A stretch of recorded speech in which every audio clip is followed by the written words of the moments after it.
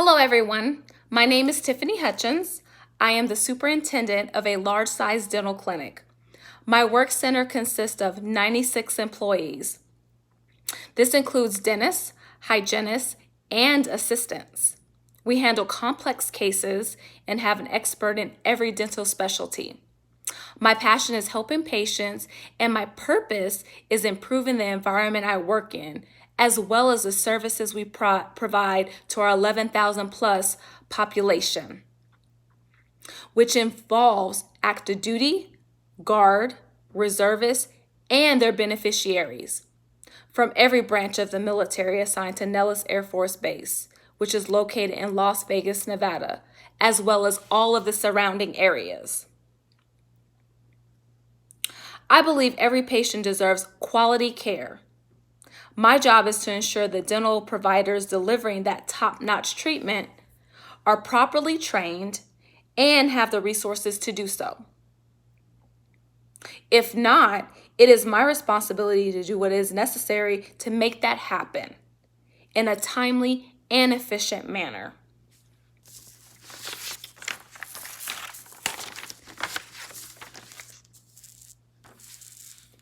This assignment required us to brainstorm what we want to include as our own goals moving forward within our organization. We are also asked to consider a set of following questions. So I'll start with those questions. One of which being, what can your supervisor do to help you do your job more efficiently? My answer to that is, my supervisor can do several things to help me do my job more efficiently. The biggest limiting factor is my clinic does not have enough members properly trained to perform teeth cleanings. We also do not have enough general dentists. Additionally, my troops are constantly being tasked to support COVID-19 operations all over the United States. As we know, this is a global pandemic, but we still have a mission to uphold. Obtaining more personnel who are qualified to execute the duties we're responsible for, while pushing back on taskers, would greatly improve our efficiency and overall production. Next up is, how can your supervisor assist in furthering your career growth? My supervisor can assist in furthering my career growth by sending me to the superintendent course and the leadership conference. The superintendent course focuses on managing personnel and an organization on a larger scale. The briefers discuss expansion projects, increasing productivity, and how to develop people. The leadership conference allows leaders within my specialty to network, discuss career field challenges and successes, as well as updates in our technology, manning, and healthcare guidelines. We were also asked, what do you feel are going to be your biggest challenges this year? I feel like my biggest challenges this year will be navigating personnel issues and high turnover. When an organization has nearly 100 members, there are bound to be disagreements and a lack of adhering to rules at some point. The summer is when most people PCS, which is go to another location. So as a leader, you will deal with a certain amount of experience and skill loss. We were also asked, what training, development, or resources do you want and need to be successful? The training, development, and resources I want and need to be successful are quite simple. My people crave professional and personal development. They are also lacking coping skills when dealing with and handling concerns and grievances, as well as everyday stressors within their life, personally or professionally. Next up, we were asked, what would you like to say 12 months from now that you currently cannot say? How can your supervisor help? Well, for me, in 12 months from now, I want to be able to say that my airmen have won awards on multiple levels, gotten promoted, and secured special duty positions.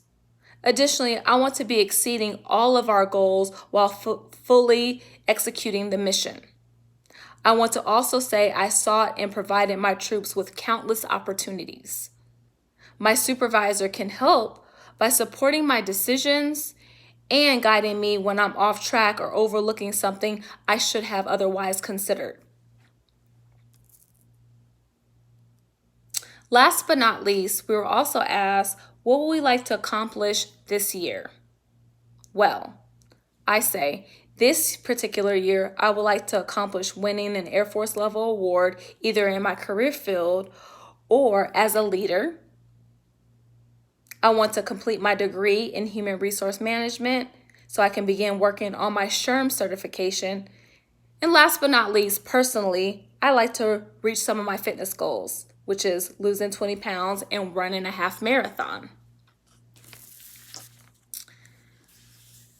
After that, we were asked to develop some smarter goals based on the information above that we have discussed.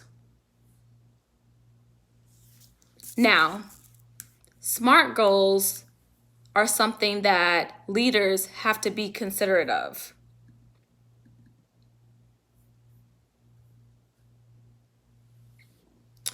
S-M-A-R-T, SMART. The S stands for specific.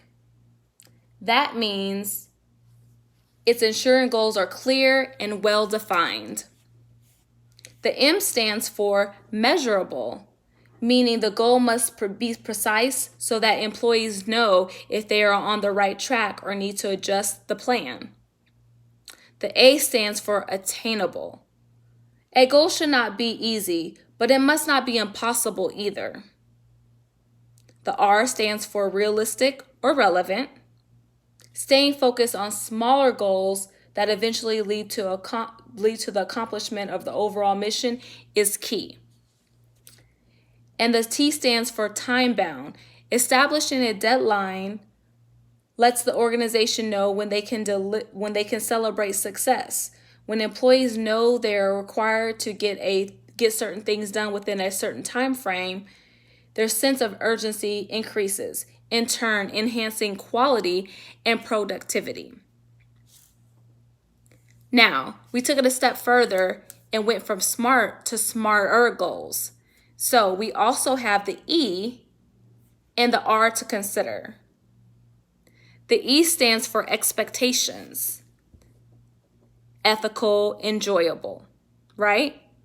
And the R stands for resources. And that's basically what assistance is needed or required to reach those goals. Like I said before, we were asked to establish a few goals based off the information we've already discussed. For me personally, moving forward for my organization, because of the challenges, I say I want to start up a Red Cross Assistant Program by July 1st of 2021. This will allow us to increase staff capabilities. This will address the issue of the high turnover rate in the summer. Second, I want to attend the superintendent conference in August of this year, expanding my skills as a leader and a manager.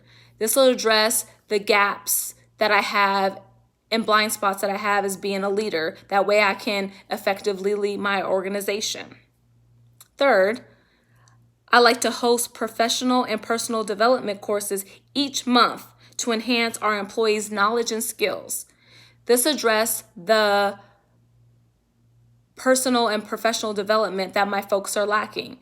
I will be bringing in briefers to talk about various things that will help enhance us as an organization. Finally, addressing my personal goals to finish my human resource management degree by the spring of 2022 so that I can land a great job with benefits after I retire from the military. Now, going back to the employees, it's important that when you're pushing them to expand on their knowledge and their skills and do better, you have to evaluate them periodically, every year. And that's where the full cycle performance comes into play. There are dates and specific timelines. We're told that There is an initial conversation, which happens around the October timeframe. Then you have a talent conversation midway through, which is around December. And then you have another talent conversation, which is the third one, which is around the closeout, which is March, April timeframe. During this process of the entire year, you should be using the performance appraisal tool, creating a performance plan, which includes institutional goals, which are expectations that are applied to all employees. You evaluate their individual goals, and you create a talent development plan. Part 2 of the cycle is the off-cycle reviews, which are scheduled talent conversations, but they can happen as frequently as needed, whether requested by the employee or need to be had, which is established by the supervisor. Then there's part 3, which is the annual performance, the appraisal. There's sections to evaluate. You determine what the goals were, you rate, you include supervisors' comments and signatures. And it's all upon a 3-point rating scale. And the employees are free to attach comments as well and include feedback. This is all important when it comes to establishing expectations, running an organization, evaluating performance, getting feedback, and moving forward with the organization. Once again, my name is Tiffany Hutchins. I really appreciate you listening to my presentation today. And like I said before, it's all about doing your best to improve your organization with all the information that you have possible. Thank you. Goodbye.